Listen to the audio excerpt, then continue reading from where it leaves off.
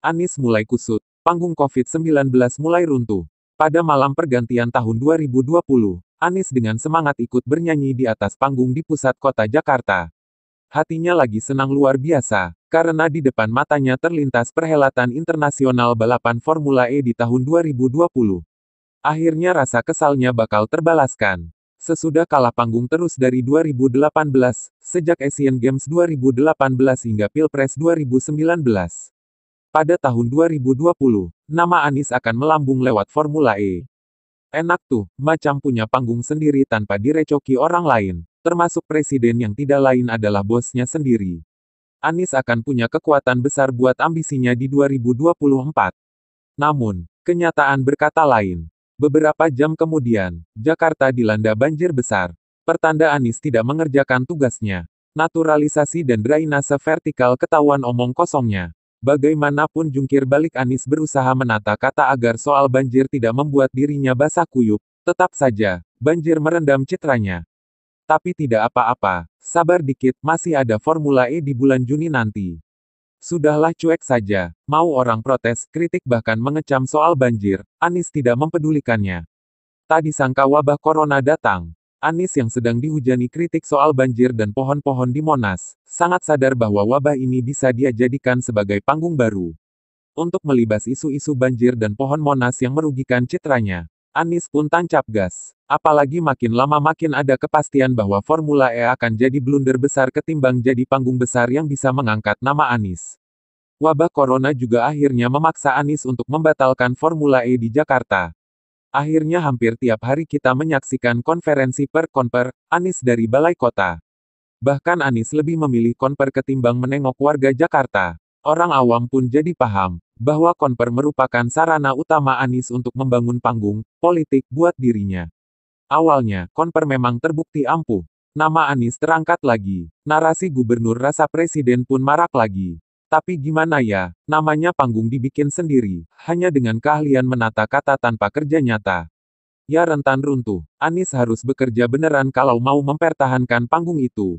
Dan begitu Anies bekerja, yang keluar adalah blunder lagi. Namanya juga nggak bisa kerja. Pembatasan moda transportasi yang dibuat Anies malah bikin penumpukan calon penumpang yang beresiko besar jadi klaster baru penularan COVID-19. Aturan-aturan yang dibikin Anies pun ketahuan tidak betul-betul diawasi penerapannya di lapangan. Hanya dibikin buat gegayaan, tanpa dimonitor. Ya, pimpinannya saja tidak mau turun ke lapangan, seperti gubernur-gubernur lain. Anies pun terjebak, konper melulu bikin orang bosan dan memang sudah ketahuan modusnya. Anies pun mencoba untuk mengeluarkan hasil kerja lagi. Dan kekusutan pun mulai terjadi. Pernyataan Anies pun mulai kusut. Tidak tertata dengan baik, asal ngomong dan jadi bahan tertawaan publik. Kita mulai saja dengan pada pertengahan Juni lalu, ketika Anies bersepeda di Bundaran HI.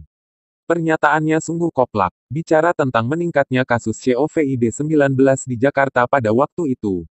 Peningkatan itu menurut Anies disebabkan oleh pengetesan yang juga meningkat. Kan pengetesan itu sekarang hampir 2 kali lipat tiap hari, 2,5 kali lipat, tujuannya menyelamatkan warga. Jadi bukan bertujuan menurunkan grafik, tujuan kita adalah menyelamatkan setiap warga Jakarta, ujar Anies Sumber. Kok jadi belibet kata-katanya? Bukannya tujuan akhir dari segala upaya penanganan COVID-19 adalah menurunkan grafik. Pertanda warga yang meninggal juga berkurangkan. Ah kusut. Kali kedua kekusutan Anies adalah ketika dia turut menghadiri peresmian stasiun terpadu di kawasan Stasiun Tanah Abang dan Stasiun Sudirman. Stasiun Tanah Abang mengalami revitalisasi sehingga berubah jadi lebih tertata dan rapi. Lucunya, dalam sambutannya Anies malah kusut. 3 atau 4 bulan yang lalu tempat kita berada di sini ini adalah kawasan yang sangat kumuh jauh dari aman, tidak sehat, dan kurang sedap dipandang apalagi jadi gambar selfie, ujar Anies Sumber. Hehehe, ini nih kebiasaan menjelek-jelekkan para gubernur sebelumnya. Dia tidak sadar bahwa dia sedang menjelek-jelekkan dirinya sendiri. Memangnya siapa gubernur DKI pada 3-4 bulan sebelumnya? Kan dia sendiri hehehe. Kusut. Kebijakan Anies membuka lagi CFD, Car Free Day pun juga bisa dianggap sebagai bagian dari kekusutan pikiran Anies. Di pasar saja orang-orang masih bandel, gimana di CFD? Bukannya meminta dan mengawasi agar warganya taat pada protokol kesehatan, Anies malah menyediakan tempat dan memancing warga agar berkerumun. Warga pun membludak mendatangi lokasi kawasan CFD. Kalau sudah ramai begitu, siapa yang bisa menjamin semua warga mentaati protokol kesehatan dengan memakai masker dan jaga jarak? Anies gitu. Akhirnya CFD pun jadi sorotan. Bahkan langsung mendapatkan kritik yang diucapkan oleh jubir pemerintah untuk COVID-19, Ahmad Yuryanto Sumber. Makin kusutkan. Makanya, pilihlah pimpinan yang bisa kerja. Yang jelas tujuannya, yakni untuk melayani rakyatnya. Bukan untuk membuat panggung politik buat dirinya sendiri.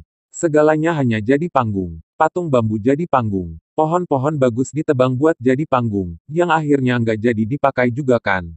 Wabah penyakit jadi panggung. Tapi hasil kerjanya minimalis. Kusut dah. Sekian dulu dari Kura-Kura.